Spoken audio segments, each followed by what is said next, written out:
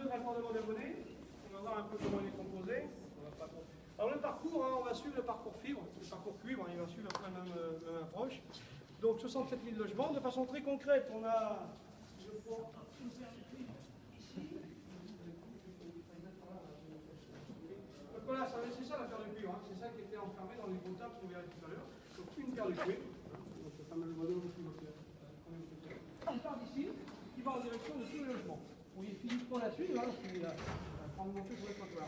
À partir d'ici, deux cas de figure. Soit le client est chez Orange, et auquel cas vous allez voir qu'il va basculer dans la salle de transmission qui est en face, soit il n'est pas chez Orange, c'est lequel j'ai choisi ici, et il bascule dans la salle de dégroupage pour trouver les équipements actifs de l'opérateur en question. Okay. Alors chez vous, vous avez une prise, comme celle-ci, plus ou moins, ou énergie 45, peu importe, hein, énergie 12.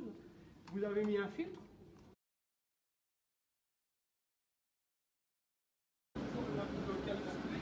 Ça, c'est le réseau optique flexible. Ça, c'est de la fibre optique. Voilà, on commence à voir la fibre optique. Première génération. Ça a 30 ans d'existence, hein, cette ferme-là. Hein, voilà. Ça, c'est le réseau optique flexible déployé entre 85, 88, 89. Le réseau optique flexible, ce n'est pas un arbre optique, hein, c'est une boucle optique. Un réseau. Hein, avec le gros avantage, si je coupe la fibre d'un côté, la lumière passe de l'autre. Des doubles pénétrations, des choses qui permettent effectivement de garder de la sécurité. Et un nombre de fibres connecteurs, c'est des pictels, donc on a fait des progrès au sens de la connectique. Mais le support lui-même, la fibre, c'est la même. Hein.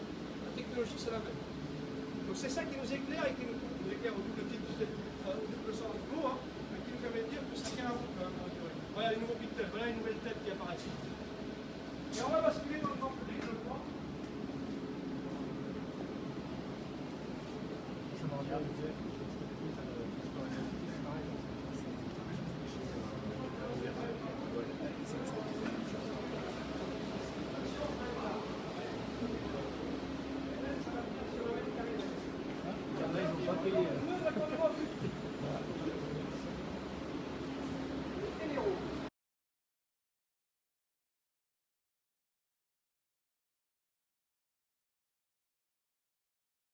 Là, comme les gars ils vont tout démonter hier, je vais leur laisser proprement le soin de le faire là.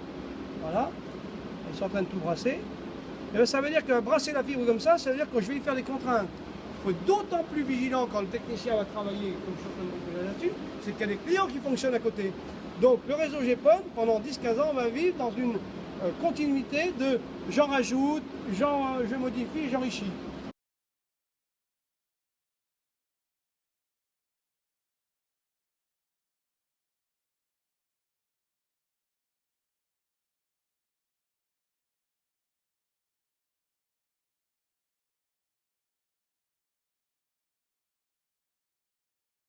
En même temps qu'on déploie le réseau, on déploie le système qui nous permet de le surveiller. Ça, c'est un réflectomètre. Quelqu'un qui fait les cours de réflectométrie, là, je trouve. Le réflectomètre très traditionnel, okay, sur lequel on est capable de le piloter à partir de Rennes, la ville de Rennes, ou le boulevard Brune, et on est capable de renvoyer. Là, j'ai mis un coupleur supplémentaire qui permet de réinjecter sur une longueur d'onde différente, bien sûr. Je ne vais pas perturber le client. Hein. Donc, ça veut dire que je suis capable tout simplement d'envoyer un coup de réflectomètre sur un arbre optique et savoir si c'est à tel endroit qu'il y a une fibre qui est maltraitée ou qui a été coupée. Une fibre coupée, on renvoie la fibre. Bien sûr, on avait compris que sur les zones cassées, c'est la fragilité. Donc voilà pourquoi c'est enfermé dans le tunnel. En même temps, le conduit compresseur.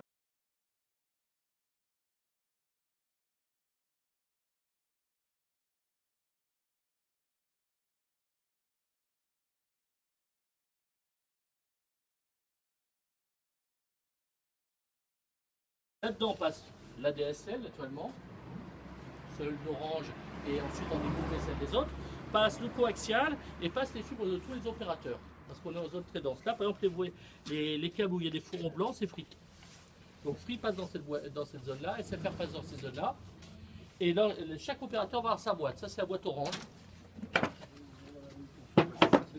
On se retrouve avec les cassettes qui permettent de connecter les différents clients dessus, d'accord. Donc cette boîte-là va servir à recevoir le premier coupleur, le coupleur 1, puisqu'on est en zone très dense, ici, et va permettre de raccorder les immeubles. Donc à partir de là, vous avez ces 3 câbles blancs qui correspondent aux 4 immeubles qui sont à la suite, d'accord, et ce gros câble noir, ce 12 fibres qui alimente la résidence qui est derrière. Vous avez une résidence avec 6 bâtiments et 140 logements, d'accord. Cet immeuble-là, par exemple, n'est pas raccordé. Donc le jour où il voudra se raccorder, on passera un câble et on le connectera dessus. une fibre qui sort et une fibre qui entre et 8 qui sort. D'accord? Sur 8 fibres présentes, il y en a 3 qui viennent dans ces câbles-là. D'accord? Au bout, il y a un coupleur. Donc ça fait 8 clients par immeuble. Et ici, dans celui-là, il y en a 5. Et au bout, à chaque fois, il y a un coupleur. Donc 5 x 8, 40 clients possibles ici. Actuellement, il y en a 38 en service. Donc bientôt, on va mettre un deuxième coupleur. On va prendre une deuxième fibre. On va allumer une deuxième fibre. On va mettre un deuxième coupleur. Et comme ça, on va pouvoir monter en puissance dans la fabrication du réseau. Excusez-moi, c'est les Ferrari qui passent sur le garage, ils passent régulièrement. Classique. Ouais. On est habitué là. Donc voilà. Et donc ce boîtier-là, il ne va jamais sortir de terre. Il va rester ici, on va le fermer, et il va sortir au fur et à mesure qu'il y aura besoin de rajouter des coupleurs ou de brancher des immeubles. D'accord?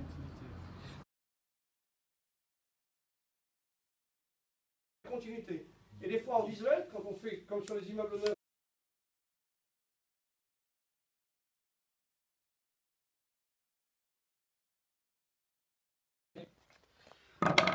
Naturellement, après l'avoir dénudée, je la nettoie avec de la colle, de préférence.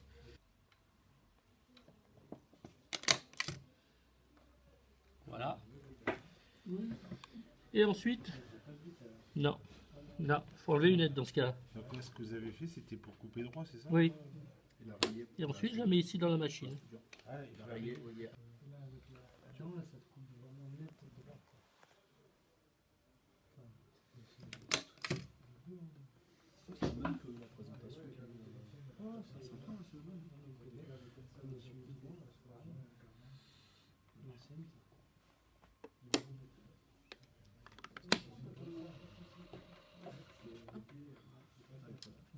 On va voir si ça va passer. Comme elle est un peu abîmée ici, ça va peut-être la fendre tout de même. Voilà, il fait un arc. Et ensuite, il va nous dire qu'il y a 0,02 dB de perte. Oui, c'est théorique.